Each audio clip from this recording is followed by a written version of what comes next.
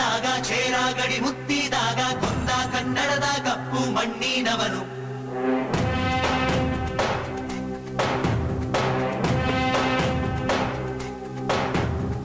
ವಜ್ರ ಬಲ್ಲಾಳರಾಯ ಸೋಗೆ ಬಲ್ಲಾಳರಾಯ ಕತ್ತಿಗಲೆ ಬಿತ್ತಿ ಹೋದ ವಂಶಾದವನು.